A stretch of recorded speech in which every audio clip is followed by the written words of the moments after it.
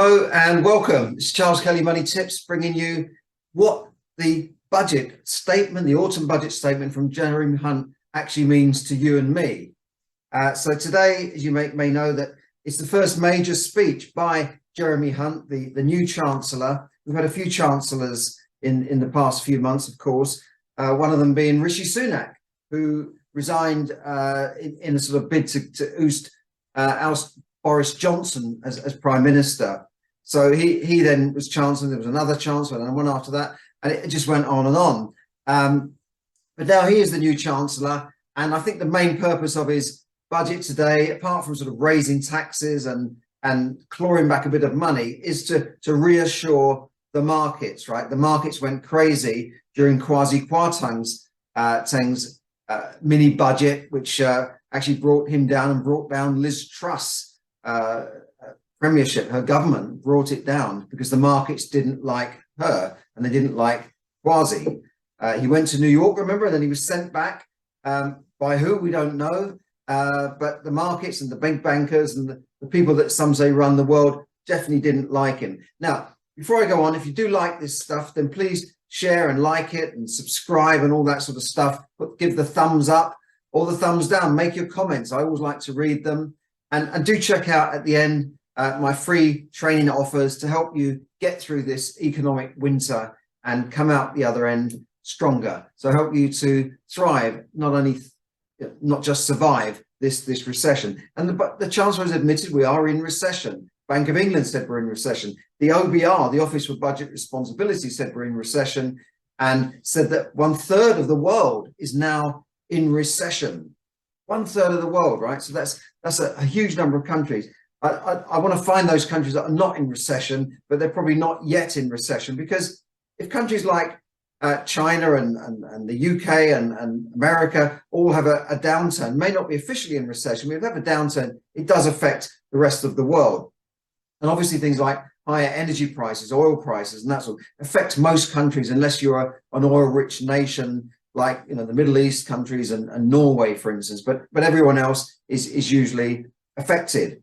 So Jeremy Hunt announced a raft of measures and tax changes, but he also said that they want to stimulate the economy and boasted that we have the biggest program of public works, HS2 and a new nuclear power station at Sizewell in Suffolk, the biggest program of works for 40 years. So we're still spending money, but we've got to claw back money that we owe because of the events of the last couple of years, which we can't mention, when the economy was shut down effectively. He said that's all got to be paid for.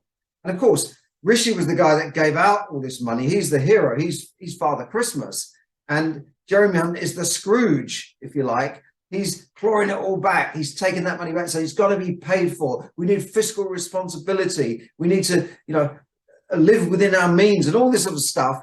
But Rishi was the hero when he was giving out this money and throwing billions around like confetti, and a lot of it which got wasted in fraud. 5-7 billion got wasted in fraud. And this furlough scheme was great to let people sit at home and pay employers, but don't tell me that employers were not saying to their employees, look, I know you're at home on furlough, but while you're there, can you deal with this and deal with that and get on Zoom with me and answer a few emails and handle that situation? Of course they were. So that's kind of taken advantage of the situation that's eventually paid for by the taxpayer. And of course, we knew that tax rises were coming, and it had to. That's inevitable that tax rises were coming. So 1/3 of the country in recession. That's a reality. So there's never been a better time to get your financial house in order, because at the end of the day, we've got to row around boats. When they go around these TV news channels and they interview businesses, they go, I'm in a cafe in Gloucester, I'm in this market in London, and I'm talking to the market stallholders. What does this mean for you? And of course they say costs have gone up, this has gone up, meat's gone up, oil's gone up, food has gone up by, in some cases, double, but they've just got to get on with it. So when you say to them, what do you want from the budget? Well, what makes the difference going to make if I say what we want? Of course, they want to pay lower taxes. They want more government stimulus to boost the economy. So what are the highlights? I mean, you can read all this on your websites, on your news channel, and it'll be all over the news. But I'll give you some of the brief highlights. A cap is increased on social rents. this is to stop social rents going up by more than inflation. So they've capped that at 7% social rent. That will save people a couple of £100 a year. These are people in council houses and that sort of thing. National living wage increased, help poorer families on universal credit. These are on benefits. Pensions triple lock, which means that the pensioners will be guaranteed a rate of at least the cost of living or inflation. That will remain, and that's costing us billions. But I think the government didn't want to upset pensioners, but they're going to get a bit of a pay rise. So not everyone is down on this, but I guess this is a question of redistributing things. You give with one hand and take with the other. He wants to bring down the national debt as a percentage of GDP, which is nearly 100% at the moment, over the next 5 years. So they're building in measures to bring down the national debt by perhaps sort of future-proofing tax increases. They're putting on tax increases for the future, for future governments to bring down the national debt as a level of GDP. Now, in the last mini budget with Kwasi Kwarteng, there was no plan for that. There was this sort of black hole, if you like, that wasn't being dealt with, and that's why the markets were spooked, if you like. And today the markets have reacted favourably. We saw that bond yields have come down, so that's good for the government and their borrowing, and possibly for mortgage interest rates as well. Extra help for energy costs. You know, the country is spending 150 billion a year on energy, but the energy caps announced by Liz Truss and Kwarteng are going to be shortened. So, you know, we'll have to look at the detail of that. So we may be paying more for our energy next year. As I said, new nuclear power station announced at Sizewell, but I don't know how many times they've announced this. I announced it a few months ago. So come on, Jeremy, keep up. You know, I've already announced this. I said that Suffolk may be a good place to invest in property because it's been a very depressed area, surprisingly enough. Prices haven't increased much in places like Ipswich, you know, which is the major town in Suffolk. Reduced higher rate thresholds. This means that the higher rates of income tax, the 45p, would have kicked in at 150,000. He's reducing that to 125,440 pounds, 125,000 pounds effectively, which will mean that those people who are affected by that will pay around £1,200 extra tax. So I don't think that's going to hurt people on 150 grand too much. Yeah, but I think they wanted to show that they could take from the people who could afford it and give to the people who least can afford it. Freezing tax-free allowances. Now, this is called fiscal drag. Fiscal drag is not an act that you'll see in a bar. Fiscal drag means that 3 million people will be brought into the tax thresholds more in the next few years. And it's just a way of, and also freezing tax allowances means that you'll see more people jump from basic rates of tax up into higher 40p in the pound rates of tax, because those thresholds at which you pay the taxes were supposed to go up with inflation. He's freezing those. So they're not putting up taxes because that's not part of their manifesto, but they're freezing the allowances so more people end up paying more tax, if you know what I mean. We still have quite low tax-free allowances in this country. I think up to about 12,500, you don't pay any tax. So a lot of people on minimum wage are paying hardly any tax at all. But the people in the middle are the people being squeezed by these tax changes. So we'll see a windfall tax on energy companies increase to 35% from 25%. Electric vehicles, all you smug people saying, I don't pay vehicle duty, I don't pay car tax. Well, you are going to start paying car taxes. And I think more and more people are buying electric cars, so they're losing money on the car tax. Just like when they wanted you to buy more diesel. Diesel was cheaper, and then they put the tax. Now diesel is more expensive than unleaded. So they fiddle around with the duties there to take from one hand, give with the other. OBR expects housing market to slow down. So he announced something about stamp duty, the changes that were brought in by the last mini budget. I think they're going to shorten the time that they will stay in place. Again, the detail will come out on that. But the Office for Budget Responsibility, the OBR, said officially that the housing market is due to slow down. And I was speaking to people yesterday that have been investing in property for 20, 30 years. And one guy he used to go to auctions back in the 2008, 2009, where nobody bid on anything. Not anything, but there were properties that nobody put any bids up. He sees that coming back again.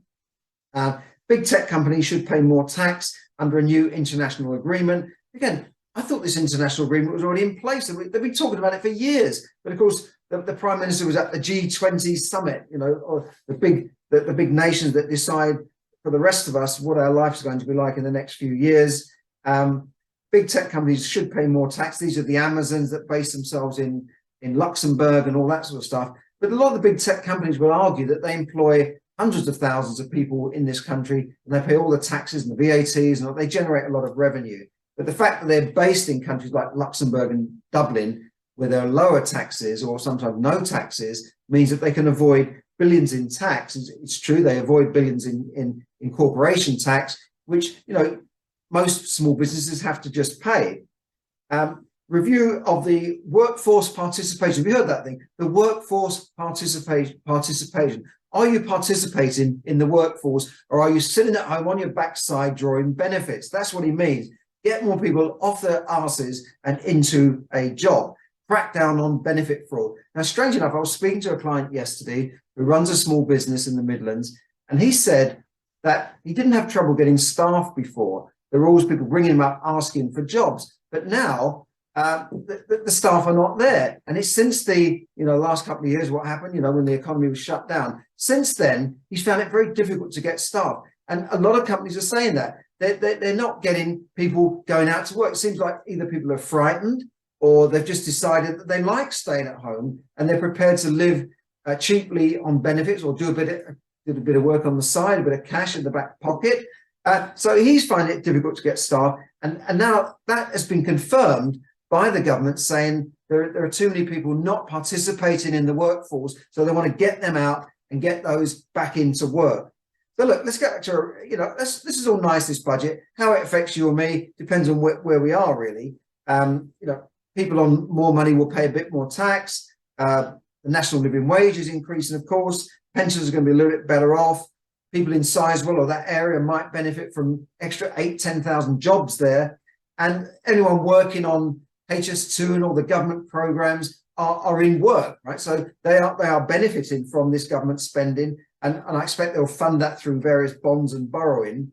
They also talk about green energy and that sort of thing. They're going to, and they want the UK to become let me just read this out. The UK wants to become the world's next Silicon Valley. They're putting money into technology, innovation, and that sort of thing through tax breaks. They've also reduced the duty on 100 different products that are imported into the UK. And of course, they're working on trade agreements with India and America. The Indian trade agreements, controversially, may be linked to more visas for Indian nationals to come into this country, although I thought India is booming as such.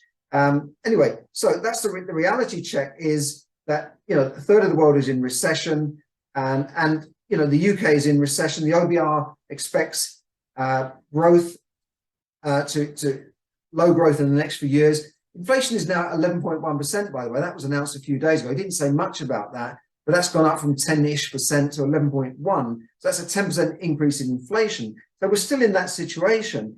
And although the RBR says inflation will come down to 7.4% next year, and it will be a negative inflation, will be a negative growth by 2025 based on their predictions, their forecasts. But even if inflation comes down from 11% to 7%, how does it really help? It just means that stuff that we buy is not going up by 11% anymore. It's going up by 7%. So it's still going up. And the increases that have gone before that are not going to come out, are they? They're not going to come down again. So if you've paid more for your meat and your lamb and your bread and all that sort of milk, that's gone up already by 11% this year. And next year it will go up by 7%. So it's still going up, if you know what I mean. And it's not going to go down to the previous levels until 2025, when there'll be a bit of negative inflation. But I think the days of cheap this and cheap stuff from China and cheap flights are over for the time being, as are low interest rates, because this inflation, he said, is the number one enemy, maybe apart from Putin, but inflation is the number one enemy. So what does that mean? And he said that he's confident in the Bank of England to bring down inflation to their 2% target. Why 2%? I don't know. What's wrong with 3 or 4% inflation? Anyway, he's putting this in the hands of the Bank of England. So what are they going to do at the next meeting? I expect it'll be in the next few weeks. What are they going to do at the next meeting for the Bank of England Monetary Policy Committee. What do you think they're going to do to combat inflation? The number one enemy. What do you think they're going to do at the next meeting? Yes, comments, letters on a postcard. Of course, they're going to increase interest rates again. That's what I see. Interest rates are predicted to go up and peak maybe next year or the year after. But we're in for a rough ride, right? So it's as you're rowing your own boat, it's choppy waters, right? So we're in for a rough time. Interest rates could rise again. The UK, you know how much they're paying on their, and just to service the national debt, do you know how much they're paying? Not 1 billion, not 2 billion, not 10 billion. I'll give you 100 billion a year just in interest. Now, we are paying that from our taxes, or they're borrowing a bit more because they're still borrowing 177 billion borrowing next year. So they're still borrowing, they're still living on their overdraft and credit card. As taxpayers, we are still living on that. But 100 billion a year to service debt is what, 8 billion a month, a couple of billion a week. I mean, that's 2 billion, that's 2,000 million pounds every week in interest payments on their bonds and bank loans and that sort of thing. So it's still not great news. And as I said, Rishi was the Santa Claus who gave it all away. Jeremy Hunt is the Scrooge who's taking it all back, but he's doing it in a very subtle way by these fiscal drags, by freezing thresholds, by future increases in taxes in the future. So they want to ensure that they're going to win an election in the next couple of years. So they don't want to inflict too much pain on everybody. He's done it in a very subtle way, quite clever actually. And that's why the markets have reacted quite well. So let me show you, if I can just share my screen and show you what the markets are doing. I'm sorry if you're not watching this on my YouTube channel, Charles Kelly Money Tips, but I do want to show you this. I hope you can see that now.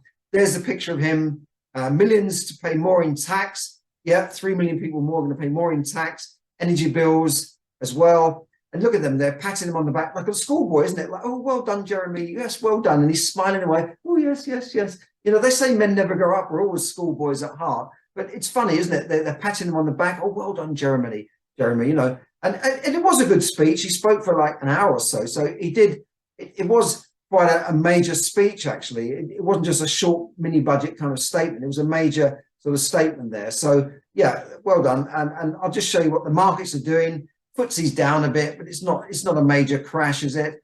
You know, the markets are, I mean, the Dow Jones, I'm not even sure it's open yet as I record this, but the markets were slightly down all over the world yesterday. But I'm still thinking that there's going to be some sort of major kind of crash in the next weeks or months. The pound, US dollar, down a little bit there, you know, but nothing major. It's not like when the pound was sliding after that mini budget. So yeah, okay. Now oil prices, this is what I wonder about, because oil price now 80, 90, Brent crude oil futures 91 a barrel, world trade futures they're at $91 a barrel. Now during this energy crisis, we heard that you know, oil prices, look, we saw there that oil prices, let me go back here so I can show you a 3 month here, 3 month, where oil prices here were peaking at well over $100 a barrel, right? And now they've come down, you know, so I don't see that at the petrol pump. I don't see, I mean, that should be going into the inflation figures already, but you know, you can see how much oil prices were up. $130 a barrel only as February, and that was low before that last year, but it's come down, right? It's come down. So it does make me wonder why petrol and fuel and everything is still so expensive. So I think if I was sitting there in front of the government, I would say, look, oil prices have come down, natural gas prices have come down by 2/3. Why are we still paying so much for our energy and our fuel? You know, so this is what I've got to say here. This is a serious thing. So that's what I am wondering. I think we should know why it is that we are paying so much for everything still, and why inflation is still going up. So check out the autumn statement in a bit more detail, and you can see. I mean, this is just one of the websites of the BBC website, which is quite comprehensive. But you can check on any websites for the details. Energy bills there. Yeah, energy bills to rise to 3,000 a year from April. So that's quite a serious thing. That's what's really killing a lot of people. And you know, I would urge you to check out my 21 money saving tips on my YouTube channel. Have a look at that, because I gave a lot of tips there. I can even add another tip. There's an app that's called Too Good to Go, which you can look on that app and find out food that is sold off very cheaply, or sometimes almost given away by restaurants and shops. Also, do your shopping late at night. Look for those yellow stickers. They're almost giving away food at that point. Take it home, put it in the freezer, and use it. You know, but there are lots of tips in my 21 money tips where you can try and get your house in order. Now, I want to work with also people, not just people who are struggling, but people who want to move from struggle to success with their money, to grow their wealth. So I am trying to work with a small group of people. I've got some spaces opened in my wealth discovery calls, which have proved very, very popular. So if you want to book one of those, check out my link below. And you know, these are for people that, you know, if you're doing very well and you're a multi-millionaire and you've got 100 properties, you don't need that. But if you're looking for a way to get on that ladder, or you want to build your wealth or just manage your money, sometimes it's, as one person said to me yesterday, it's coming back to basics and looking at the basics. And one client told me that by going through my training, he saved £150 a month within a few hours. He said it paid for itself within a couple of hours. So look, the other thing I just want to say to you today, what they're looking for in this budget statement is stability, right? This goes around the world, this phrase stability. Who tells them what to say? I wonder, who's the puppet master there? Stability. So I think the markets, you can see, have been reassured.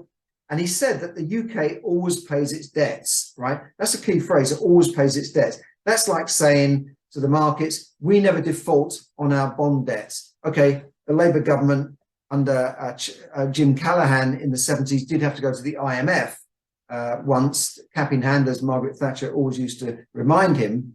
But in general, countries like the UK, the US are rock solid. So if you own a bond, a US Treasury bond or a gilt, you are guaranteed to get your money back. Okay, so that's what he's saying. That's what he wants to reassure. I'd say it's quite a good speech. It's not gonna, it's not a giveaway budget, but you know, you've just still got to go and do your work, earn your money, manage your money properly, and keep learning, investing in yourself, keep investing in and increasing your knowledge. Then you can get through this recession. As Warren Buffett said, the best investment you can make is actually in yourself. So thanks for listening, and have a great day. And I will speak to you again very, very soon. This is Charles Kelly, Money Tips, bringing you money tips to help you save, earn, invest, and accumulate more money. Thanks a lot. Bye for now.